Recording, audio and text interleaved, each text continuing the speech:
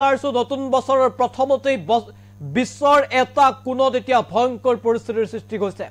পুনৰ আৰম্ভ হৈছে এখন ভয়ংকৰ যুদ্ধৰ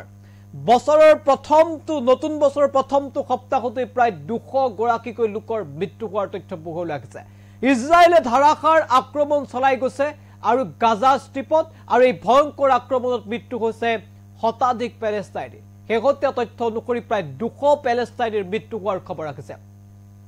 আক্ৰমণ প্ৰত্যাক্ৰমণ ইতিমধ্যে বিধ্বস্ত হৈছে গাজা কিন্তু তাৰ পাছতো যেন ক্ষান্ত হোৱা নাই ইজৰাইল আকৌ ইজৰাইলে গাজাৰ ওপৰত আৰম্ভ কৰিছে ভয়ংকৰ আক্ৰমণ এই আক্ৰমণতে বছৰৰ প্ৰথমটো সপ্তাহতে প্ৰায় 200 গৰাকীকৈ পেলেষ্টাইনীৰ মৃত্যুৰ খবৰ বিগ আপডেট এনি টক্সৰ দৰ্শকসকল ৱাৰ আপডেট আমি এই মুহূৰ্তত জনাই আছো বিগ ৱাৰ আপডেট গাজাত ভয়ংকৰ আক্ৰমণ 2025 চনৰ প্ৰথম সপ্তাহতে গাজাত ভয়ংকৰ পৰিস্থিতি প্ৰাণ হেৰুৱালে 200ৰো অধিক পেলেষ্টাইনী লোকে গাজাত এইবাৰ ইজৰাইলৰ ভয়ংকৰ আক্ৰমণ ডাঙৰ খবৰ আহি পৰিছে গাজাত ইজৰাইলৰ ভয়ংকৰ আক্ৰমণ আৰু এই আক্ৰমণতে বহু লোকৰ মৃত্যু হোৱাৰ তথ্য পোহৰলৈ আহিছে 2025ৰ প্ৰথম সপ্তাহতে গাজাত ভয়ংকৰ যুদ্ধ আৰু য'ত 200ৰো অধিক পেলেষ্টাইনী লোকে প্ৰাণ হেৰুৱাৰ তথ্য পোহৰলৈ আহিছে নৱবৰ্ষৰ প্ৰায় 6টা দিনতে 5টা দিনতে প্ৰায় 200ৰো অধিক পেলেষ্টাইনী লোকে প্ৰাণ হেৰুৱাইছে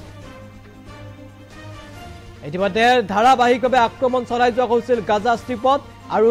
বিগত বৰ্ষসমূহত গাজা সম্পূৰ্ণৰূপে ধ্বংসস্তূপত পৰিণত হৈছিল কিন্তু শেহতীয়াকৈ পুনৰ ইজৰাইলে গাজাত আৰম্ভ কৰিছে আক্ৰমণ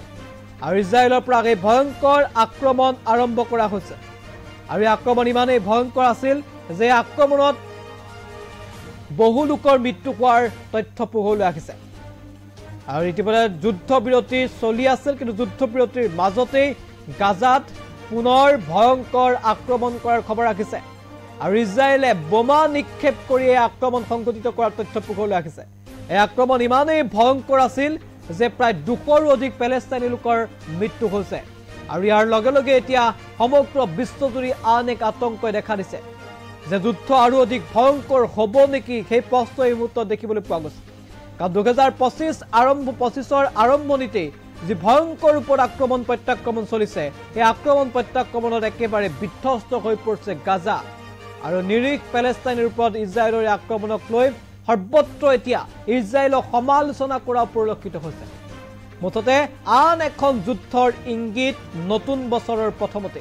আৰু এই যুদ্ধ পূৰ্বতকৈ ভয়ংকৰ হোৱাৰো আশংকা